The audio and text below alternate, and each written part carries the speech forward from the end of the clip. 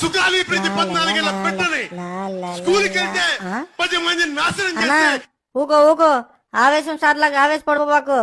అయిపోయింది అంతా అయిపోయింది. సిబిఐ వాళ్ళు సుగాలి ప్రీతి కేసు అవదనే చేతులు ఎత్తేశారన్నా. నువ్వు ఇంకా చల్లబడు.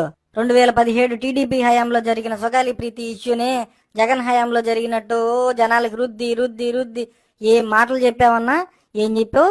మన గవర్నమెంట్ ఫామ్ అవగానే ఫస్ట్ కేసు కింద సుగాలి ప్రీతి కేసు ని హ్యాండిల్ చేస్తా అన్నావు. ఆ తర్వాత ఎలక్షన్స్ అయిపోయాక ఒక్కసారన్నా ఆ కేసు గురించి మాట్లాడావన్నా? సుగాలి ప్రీతి పేరెంట్స్ కూడా జగనన్న గవర్నమెంట్ లో ఉన్నప్పుడు డబ్బిస్తే డబ్బు తీసుకొని 5 ఎకరాల పొలం తీసుకొని 5 సెంట్ల స్థలం తీసుకొని గవర్నమెంట్ జాబ్ తీసుకొని ఇప్పుడు ఓడిపోయేసరికి నోటుకొచ్చినట్టు మాట్లాడుతున్నారు. ఈ మధ్య జనాలు కూడా ఏరు దాటాక తెప్పతగిలేసే విధానాన్ని బాగా నేర్చుకుంటున్నారు. అయితే ఇప్పుడు సిబిఐ ఈ విషయంలో చేతులెత్తేసింది కదా, ఇప్పుడు ఆ పేరెంట్స్ ఏం మాట్లాడతారో చూడాలి. ఎమ్మెల్యే అవడం కోసం ఎలక్షన్స్ ముందు ఆ వ్యాన్కి ఎన్ని మాటలు చెప్పావు?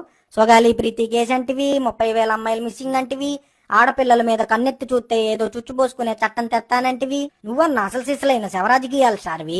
ఒక పార్టీ కొమ్ము కాయడానికి నువ్వు ఇంకో పార్టీ పెట్టావు, దానికో పేరు పెట్టావు, దానికో సింబల్ ఎట్టావు. నిన్ను నమ్మి ఓట్లేసిన జనాలకు నోట్లో 90mm రాడ్ ఎట్టావు. ఈసారి వచ్చే ఎలక్షన్స్ కి జనానికి మళ్ళీ ఏం చెప్పి నమ్మిస్తావో, ఏం చేసి నమ్మిస్తావో అని చెప్పి చూడాలని ఉందన్నా. సరే అన్న, ఉంటాం మరి.